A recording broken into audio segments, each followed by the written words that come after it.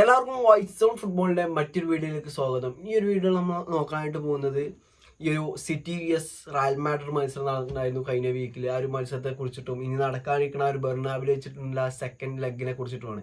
അപ്പോൾ നമ്മൾ ആ ഒരു റിവ്യൂവിൽ ഇതിന് മുന്നിൽ ആ ഒരു പ്രിവ്യൂവിൽ പറഞ്ഞിട്ടുണ്ടായിരുന്നു ഈ ഒരു സിറ്റിയിൽ എത്തിഹാദിൽ പോയി റയലിനൊരു ഡ്രോ പിടിക്കാൻ കഴിയുകയാണെങ്കിൽ തന്നെ ഈ ഒരു ബെർണാബിൽ വന്നുകൊണ്ട് നല്ലൊരു റിസൾട്ട് നേടിയെടുക്കാൻ തന്നെ റയലിൽ കയറി പോകാൻ കഴിയുന്നുള്ളത്. പക്ഷെ നമ്മൾ എക്സ്പെക്ട് ചെയ്തതിനെക്കാട്ടിലും നല്ലൊരു മികച്ച റിസൾട്ടാണ് റയലിനെ അവിടെ നേടിയെടുക്കാൻ കഴിഞ്ഞിട്ടുള്ളത്. ഇത്തിഹാദിൽ റയൽ മാഡ്രിഡ് ജയിച്ചിട്ടുണ്ട് 3-2 എന്നുള്ള സ്കോറിന്. ലാസ്റ്റ് മിനിറ്റ് ബെല്ലിംഗാമിൻ്റെ ഒരു ഗോളിലാണ് റയൽ ആ ഒരു 1-ന്റെ ലീഡ് സെക്കൻഡ് ലെഗിലേക്ക് പോകുമ്പോൾ നേടിയെടുത്തിട്ടുള്ളത്. ഈ ഒരു കളിയെ കുറിച്ച് പറയാന്നുണ്ടെങ്കിൽ നമ്മൾ എക്സ്പെക്ട് ചെയ്തതിനെക്കാട്ടിലും നല്ല രീതിയിൽ തന്നെയാണ് റയൽ സ്റ്റാർട്ട് ചെയ്തിട്ടുണ്ടായിരുന്നത്. അതുപോലെ തന്നെ ആ ഒരു കളിയിൽ മാഞ്ചസ്റ്റർ സിറ്റിന്റെ ആ ഒരു അതുവരെയുള്ള ഫോം അല്ല നമ്മൾ കണ്ടത്. അതിനുശേഷമാണെന്നുണ്ടെങ്കിൽ എനിക്കോണ് ഇന്നലെ മിന്നാന്നിട്ട് ഒരു ന്യൂകാസ്റ്റലിനോട് ഈ ഒരു സിറ്റി കളിച്ചിട്ടുണ്ടായിരുന്നു. ആ ഒരു കളിയിൽ നാല് ഗോളിന്റെ ഇതിലൊക്കെ ജയിച്ചു പോണ കണ്ടു.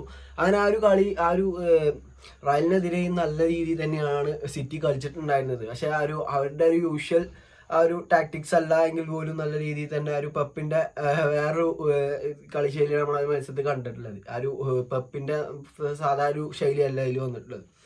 എങ്കിൽ പോലും 2 ഗോളുകളൊക്കെ അടിച്ചുകൊണ്ട് മുന്നേറാൻ കഴിഞ്ഞു. പക്ഷെ 3 ഗോളിന് റയൽ മാഡ്രിഡ് കംബാക്ക് അടിക്കണേ നമ്മൾ കണ്ടത്.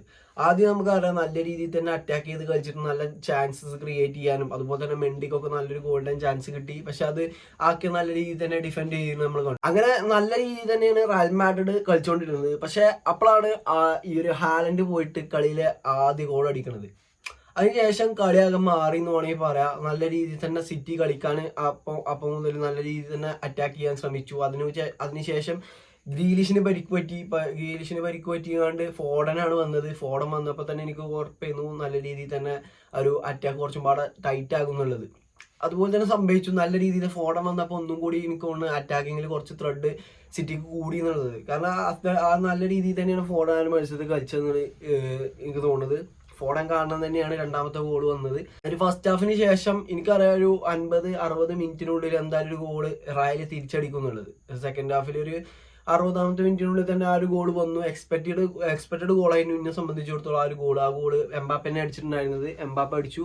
അതിനുശേഷം സിറ്റി വീണ്ടും 79ാമത്തെ മിനിറ്റിൽ 80ാമത്തെ മിനിറ്റിലാണ് ആ ഒരു ഗോൾ വരുന്നത്. അതായത് അവിടെ ഈ ഒരു സെബയോസിന്റെ ഫൗൾ ഉണ്ട് എന്ന് പറഞ്ഞതിന് ശേഷം ആ ഒരു എഡ്ജ് ആ ഒരു ബോക്സിന്റെ എഡ്ജ് എന്നാണ് സെക്കൻഡ് ബോക്സിന്റെ എഡ്ജ് എന്നാണ് ഒരു ഫൗൾ വരുന്നത്. അതിന് റയൽ മാഡ്രിഡിനെതിരെ പെനാൽറ്റി വിളിക്കുകയാണ്. ആ ഒരു പെനാൽറ്റി ഹാലൻഡ് ഗോൾ അടിക്കുകയാണ്. അങ്ങനെ ഹാലൻഡിനെ സംബന്ധിച്ചിടത്തോളം ഇത്രയും കാലം ഇങ്ങോട്ട് ആ ഒരു 2021-22 സീസണിന് ശേഷം 22-23 സീസൺ തൊട്ട് ഈ ഒരു സിറ്റിയിൽ ഹാലൻഡ് കളിക്കുന്നുണ്ട്.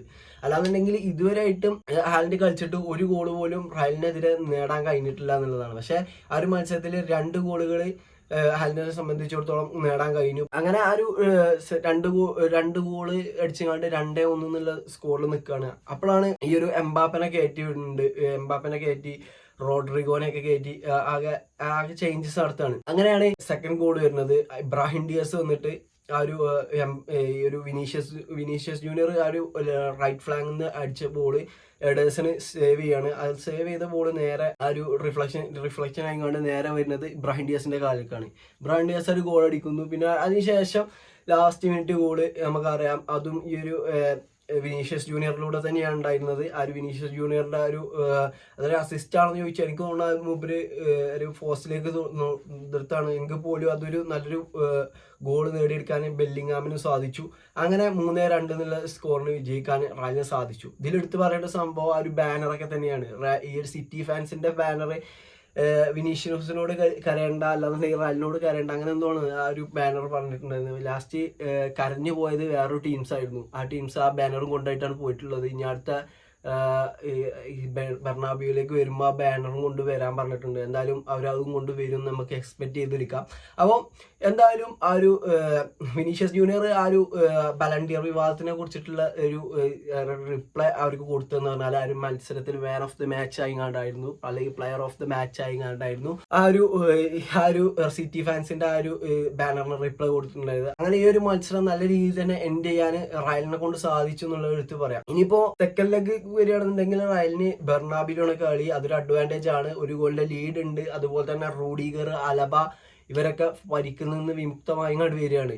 അതുപോലെ തന്നെ വാസ്കസും വരികയാവും. പക്ഷെ വാസ്കസിനെ ആ ഒരു റൈറ്റ് ബാക്കിൽ അടുത്ത മത്സരത്തിൽ ഇറക്കണ്ടെന്നേ ഞാൻ പറയുള്ളൂ. കാരണം നല്ല രീതിയിൽ തന്നെയാണ് ആ റൈറ്റ് ബാക്കിൽ വാൽവെർദെ പെർഫോം ചെയ്യുന്നുണ്ട്. ആ ഒരു മിഡ് ആണെന്നുണ്ടെങ്കിലും കൺട്രോൾഡ് ആയി കണ്ട് നിർത്താനുള്ള പ്ലേയേഴ്സ് വേറെ കുറെ ആളുകൾ ഉണ്ട്. ഇതൊക്കെയാണ് ആ ഒരു മത്സരത്തെ കുറിച്ചിട്ടുള്ള എന്റെ അഭിപ്രായം. ഇനി എനിക്ക് തോന്നുന്നത് സെക്കൻഡ് ഹാഫിലേക്ക് വരുമ്പോൾ അല്ലെങ്കിൽ സെക്കൻഡ് ലെഗിലേക്ക് വരുമ്പോൾ ഈ ഒരു റയൽ മാഡ്രിഡ് ഒരു ഗോളും കൂടി സ്കോർ ചെയ്യാൻ നോക്കും.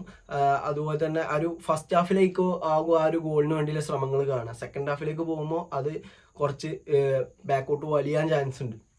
അങ്ങനത്തെ ഒരു കളിയായിരിക്കും. സിറ്റിനെ സംബന്ധിച്ചിടത്തോളം കംബാക്ക് അടിക്കുക എന്നുള്ളത് പോസിബിൾ ആയിട്ടൊരു കാര്യമാണ്. കാരണം ഒരു ഗോളിന്റെ അഡ്വാൻറ്റേജ് റയലിനുള്ളൂ. പക്ഷെ ആ ഒരു ഗോളിന്റെ അഡ്വാൻറ്റേജ് മറികടക്കാൻ കഴിയണം. സിറ്റിനെ സംബന്ധിച്ചിടത്തോളം ആ ഒരു 2 ഗോൾ അടിച്ചാലേ അവർക്ക് ആ ഒരു ഇതിൽ നിന്ന് രക്ഷ ഉണ്ടാവുള്ളൂ എന്നുള്ളത്. ഇതിപ്പോ ഒരു പ്ലേ ഓഫ് മത്സരം മാത്രമാണ്. ഇതിന് നമുക്ക് ഇനി അടുത്ത കളിയാണ് സത്യത്തിൽ നോക്കൗട്ട് സ്റ്റേജ് ആയിട്ട് കാണാൻ പറ്റുള്ളൂ. അങ്ങനത്തെ ഒരു മത്സരമാണിത്. അപ്പോൾ നിങ്ങളുടെ അഭിപ്രായത്തിൽ ഈ ഒരു മത്സരത്തിന്റെ അടുത്ത ലെഗിൽ എന്തായിരിക്കും സംഭവിക്കുക, അതിലുള്ള ആ ഒരു ഒപ്പീനിയൻസ് ഒക്കെ തീർച്ചയായിട്ടും ഒന്ന് കമന്റ് ചെയ്യുക. അപ്പോൾ ഇന്നത്തെ വീഡിയോ എത്ര ഉള്ളൂ. ഈ ഒരു വീഡിയോ നിങ്ങൾക്ക് ഇഷ്ടപ്പെടാനുണ്ടെങ്കിൽ തീർച്ചയായിട്ടും കൂടെ നിൽക്കുക. ഓക്കെ.